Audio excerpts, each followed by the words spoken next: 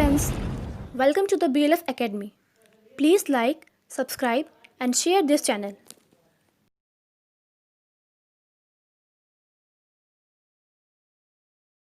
नमस्कार दोस्तों, आपका द BLF एकेडमी पर स्वागत है। आज हम सभी जो है सॉन्ग ऑफ माई सेल्फ जो पोएम है उसकी समरी को क्लियर करेंगे। तो सॉन्ग ऑफ माई सेल्फ की समरी को आइए जरा हम लोग देखते हैं क्या दिया गया है। देखिए, सबसे पहले समरी का मतलब क्या होता है? सारांश होता है। तो कह रहा है कि this poem is a beautiful example. ध्यान से देखिएगा, दिस पोएम, यह कविता इज अ ब्यूटीफुल एग्जाम्पल, एक सुंदर उदाहरण है ऑफ इंडिविजुअलिस्टिक। इंडिविजुअलिस्टिक का मतलब होता है व्यक्तिगत, पोएट्री मतलब होता है कविता का, यानी यह कविता व्यक्तिगत कविता का एक बहुत सुंदर क्या है? उदाहरण है। कहता है ही एक्सप्लेन्स, एक्सप्लेन का मतलब होता है व्याख्या करना। तो ही एक्सप्लेन्स अबाउट, अबाउट माने के बारे में, हिमसेल्फ, वह अपने बारे में व्याख्या करते हैं। He is not different from others, वह दूसरों से बिल्कुल अलग नहीं है। कौन? लेखक। लेखक दूसरों से बिल्कुल अलग नहीं है। क्यों अलग नहीं है? क्योंकि अगर दूसरों को सुख होता है, दूसरों को दुख होता है, तो लेखक के भी जीवन में सुख और दुख दोनों आते हैं।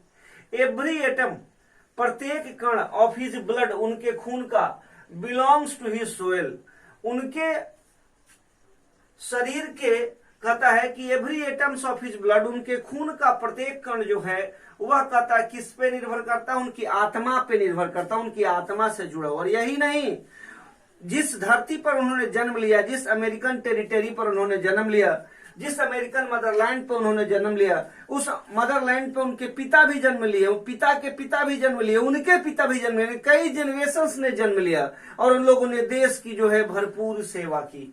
तो करें कि belongs to his soul, he accept everything, वह सभी चीजों को स्वीकार करते हैं। He accepts everything that is right, जो सही है। वह उन सारी चीजों को स्वीकार करते हैं जो क्या है? सही है। ही आस्क, वह कहते हैं ऑल, प्रत्येक व्यक्ति को, टू एक्सेप्ट द ट्रूथ, सच को स्वीकार करने के लिए वह प्रत्येक व्यक्ति को कहते हैं। कहता है कि he ask all to accept the truth, कहते हैं वह सभी व्यक्ति को सच को स्वीकार करने के लिए कहते हैं, क्योंकि सच जो होता है बड़ा कड़वा होता है, लेकिन सच तो सच है, उसको स्वीकार करना है। Truth is beater. वाइल, जब, ही वॉन्डर्स, जब वह टहलने के लिए निकलते हैं, he is given pain by a spike of grass, घास के जो नुकीले, जो घास का जो नुकीला पार्ट होता है उसके द्वारा इनको पेन दिया जाता है। उस पेन को वो रियलाइज करते हैं, अपने आप में ऑब्जर्व करते हैं और समझते हैं कि life is not a bed of roses, जीवन जो है वह फूलों का गुलदस्ता नहीं है। It is a bed of thrones, यह कांटों की सेज है। अगर कहीं सुख है तो कहीं दुख है। तो वही कहते हैं क्या कि वे while he wonders, he is given pain by a spike of grass, he always thinks, वह हमेशा सोचते हैं अबाउट गुड और बैड, किसी चीज की अच्छी और बुरी दोनों एस्पेक्ट के बारे में लेखक बहुत अच्छी तरह सोचते हैं। Life is not a bed of roses, जो है जीवन जो है वह फूलों की सेज नहीं है। And it is a gift of God, यह भगवान के द्वारा दिया गया उपहार है। जो है मानव तो मानव, देवता भी मानव तन में आने की कोशिश करते हैं, क्योंकि यही मानव तन है जो आपको मिलता है, जिसके द्वारा आपको मोक्ष की प्राप्ति होती है। तो कह रहे क्या कि gift of God, he says, वह कहते हैं वी शुड नॉट फाइट, हम लोगों को नहीं लड़ना चाहिए फॉर रिलीजन और कास्ट, हमें जाति के लिए और धर्म के लिए, मजहब के लिए नहीं लड़ना चाहिए। क्योंकि याद रखिए, मजहब नहीं सिखाता आपस में बैर करना। कोई दुनिया का धर्म, कोई दुनिया का रिलीजन आपको लड़ने के लिए कभी नहीं सिखाता। अगर आप लड़ने की कोशिश करते हो तो ये गलत है। समाज में आने के बाद आपको लड़ना नहीं चाहिए।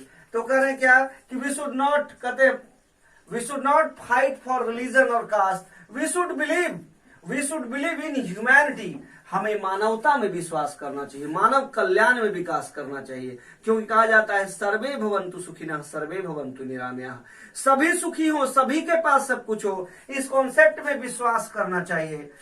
ही बिलीव्स, वह विश्वास करते हैं, इन the betterment of the world, पूरी दुनिया के बेटरमेंट पर, पूरी दुनिया की अच्छाई पर, पूरी दुनिया के विकास पर, इन सारी चीजों पर वह काम करने को कहते हैं। He believes in the betterment of world, so he advises, इसलिए वह सलाह देते हैं, to be happy and makes other happy, खुद खुश रहो और दूसरों को भी खुश रखो, क्योंकि दुनिया का यही सिद्धांत है। और इस सिद्धांत पर जो भी व्यक्ति जीता है उसको समाज ने कभी अनादर नहीं किया, समाज ने हमेशा उसे सम्मान दिया। शुरुआती दौर में उसे कुछ परेशानियां जरूर आई, लेकिन उन परेशानियों पर उसने ध्यान नहीं दिया, और एक समय ऐसा आया जब समाज में उसने जो है समाज के दिलों पर, समाज के प्रत्येक व्यक्ति की आत्मा पर राज किया।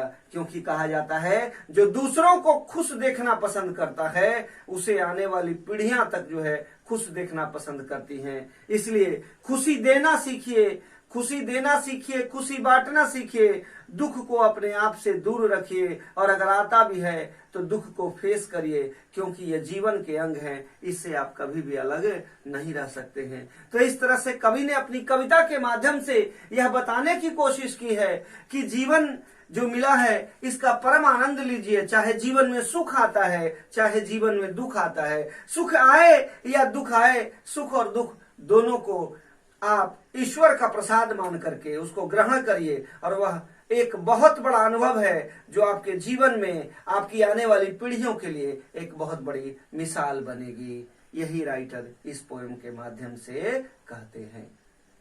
Thank you very much.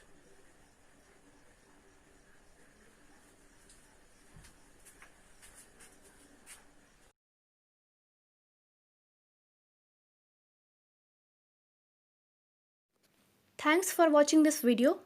Please like, subscribe and share this channel.